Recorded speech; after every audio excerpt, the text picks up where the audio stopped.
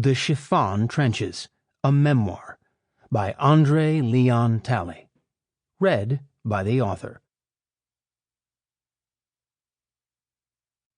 For Reverend Dr. Calvin O. Butts III, minister of the Abyssinian Baptist Church, New York City, in loving memory of Lee Bouvier Radziwill. How I got over, my soul looks back and wonders how I got over. Clara Ward. Introduction.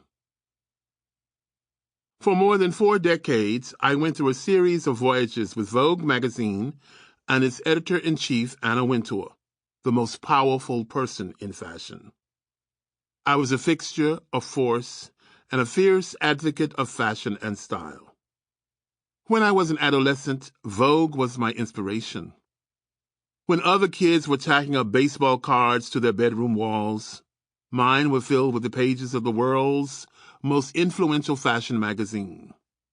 To my 12-year-old self, raised in the segregated South, the idea of a black man playing any kind of role in this world seemed an impossibility. To think of where I've come from, where we've come from in my lifetime, and where we are today is amazing. And yet, of course, we still have so far to go. As I write this, I have just seen Beyoncé Knowles Carter's September 2018 Vogue cover. It is, in some ways, another in a long line of fantastic images that made it through the meticulous process of becoming the cover of Vogue. And then, in other ways, it stands alone. That picture and what it represents is hugely important and significant.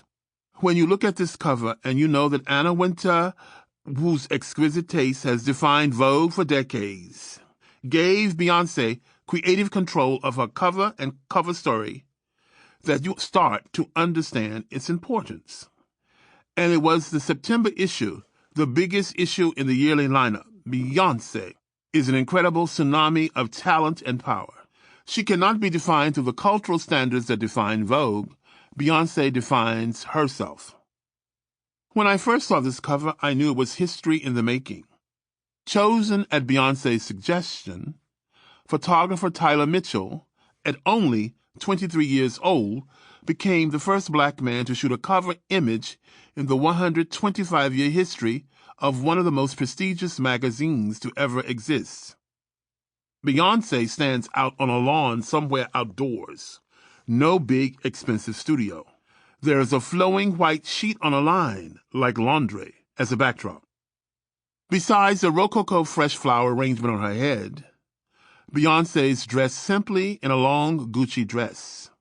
Her makeup, natural.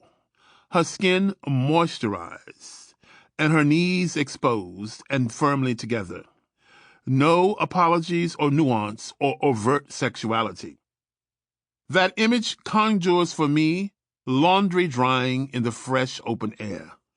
Mitchell's photograph suggests the laundress, that bygone station delivering white linens to the white master's big white house. Crisp, immaculate whiteness. Cicely Tyson in the film Sounder, making money to feed her sharecropping family. My great-grandmother and grandmother doing the weekly laundry, backs bent and weary in fatigue, just another duty in line with their responsibility for the cleanliness is next to godliness creed that is part of humble living.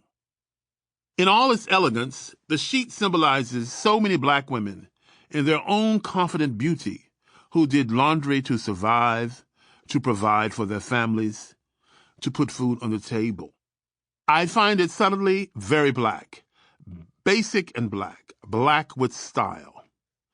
As Mitchell so aptly pointed out in a Vogue interview about the shoot, for so long, black people have been considered things.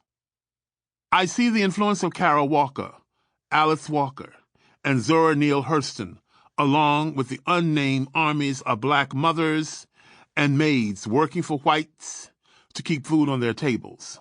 That's amazing to me. The scene is fresh. Sample complete. Ready to continue?